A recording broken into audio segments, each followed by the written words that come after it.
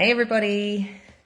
So today's live video is all around coping with disappointment.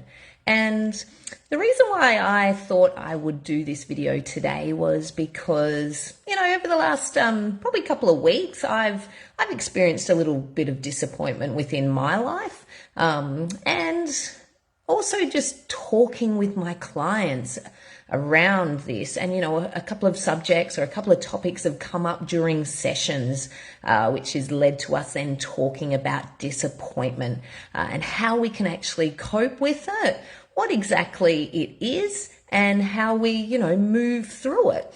So I thought it'd be a really valuable topic to explore today, because it's something that we all experience at one point or another through our life. And I think those life experiences are then really important just to talk about. So coping with disappointment today. Now, are you someone that is always beating yourself up? And is your inner critic, is she or he simply mean, with that inner dialogue and of those words and those phrases that are there that just aren't serving you?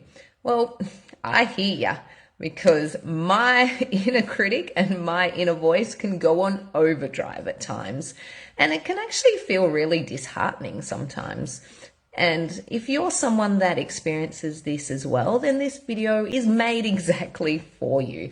Alrighty, because I'm here to help you and to show you that we don't have to believe everything that our mind tells us. We can change that inner voice, and we can reframe the way that we cope with it and that we, see the world. Let today be the first day that we make a stand to stop beating ourselves up and start actually showing ourselves that love, that kindness, and that compassion that we all deserve. Because I can guarantee that woman or that man that's staring back at us in the mirror, they deserve that, and they're crying out for that. They really want that. Dealing with disappointment can be overwhelming, yet we don't have to allow it to take over our life. Let's learn how to actually cope with disappointment so that we can avoid being completely overrun with those negative feelings. Welcome everyone. My name's Kareen. I'm here. I'm the head coach and owner at CRG Energy Fitness, and we specialize in helping parents to build that strong body that we all want, so that we can feel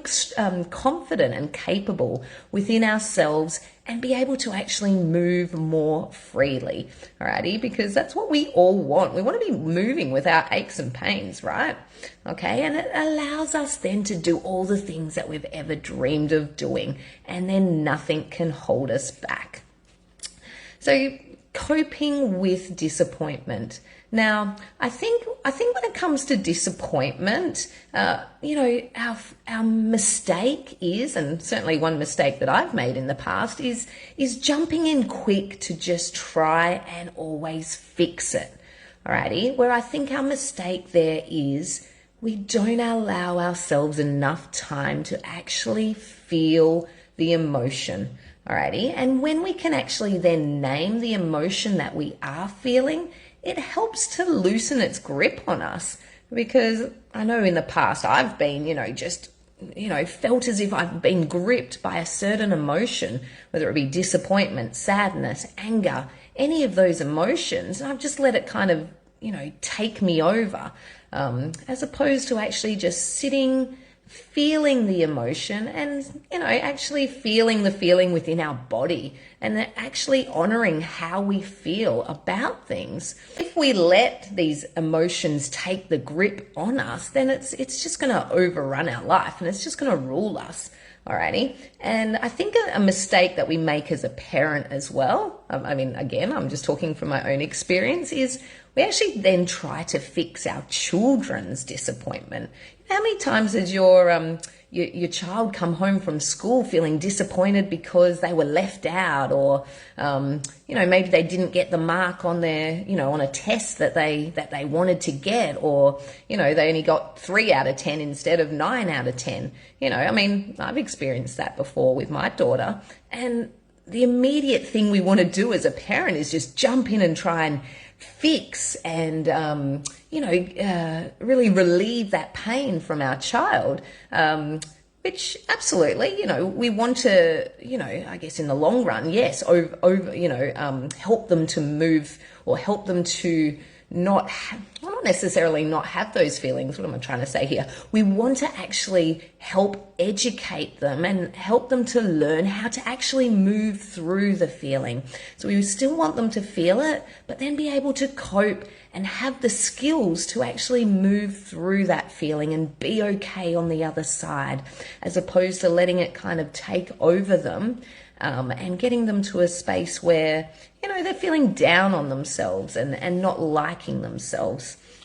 Alrighty, because even though our children, my daughter's 8, so she probably doesn't, well, I know she doesn't quite understand a lot of these feelings and what they are yet. Absolutely. However, we can teach them and we can allow them, to learn to be able to deal with their feelings so that they can be, have that emotional intelligence as they actually then move through life.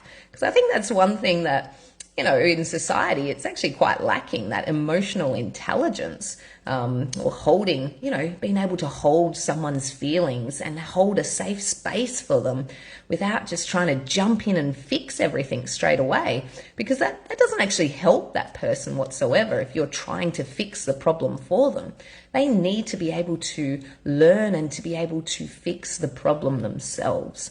That's how we grow, by actually sitting in our feelings and working through them, processing them.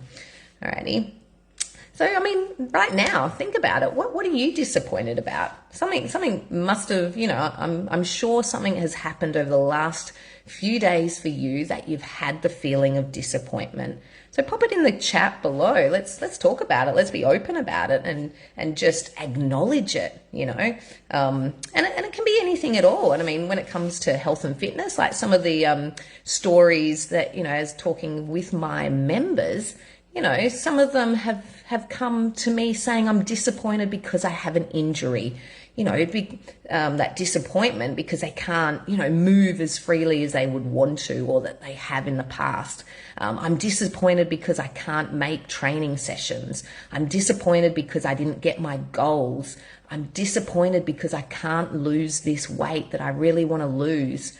I'm disappointed because I can't seem to stop eating the biscuits or the chocolate once I actually open the packet. Like, I can't just take one square of chocolate and then put it away for the next day. I end up eating, all of it at one sitting.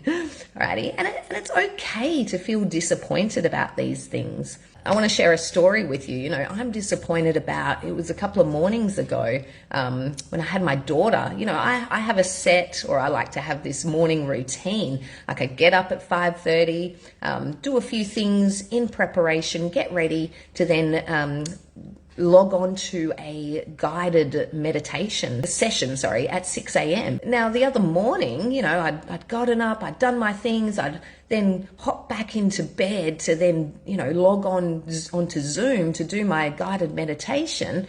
And at that very moment, my daughter woke up and came into my bedroom. That's the first thing she does when she wakes up. She comes into my room.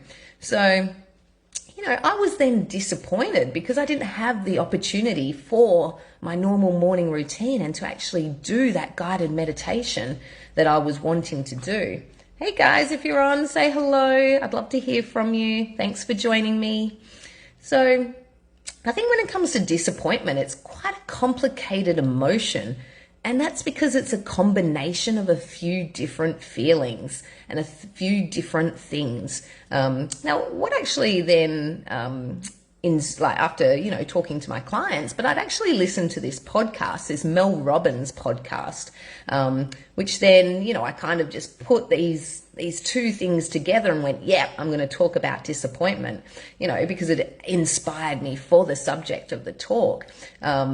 And this is the part that really resonated with me. She said, disappointment is expectation that didn't happen. Alrighty, so disappointment is expectation that didn't happen. So the hurt, the anger, the sadness, the loss. So loss is then grieving something of what you expected to happen. So you expected something to be a certain way or to happen in a certain way, and it didn't happen that way. So that's where the feeling of disappointment comes from. So think about the last time that you felt disappointed. It's because something didn't go the way that you planned it to, right? Or something didn't go the way you expected it to. And, we have this plan all mapped out in our head about how something should be or how something should go. And if it doesn't go like that, then you do experience those feelings of disappointment, those feelings of frustration, those feelings of loss, the feeling of sadness, anger. And then what I find we do is we just brush it aside, like as if, doesn't matter, it is what it is. That's a famous line that I think I hear a lot of people saying, it is what it is. And we tell ourselves that we shouldn't actually then be feeling that way. And so what we're doing then is just actually invalidating our own feelings about something. Yes, certain things happen a certain way, and there's nothing we can then do about that because it happened a certain way because that's the way it happened. However, it doesn't mean that we can't actually sit in that feeling and process it and, actually accept and be okay with how we're feeling about it. So when it comes to then, my story with my daughter came in, when my daughter came in, I felt frustration. I felt a little bit of anger. I felt, that the loss. I felt the loss of the session that I was about to have.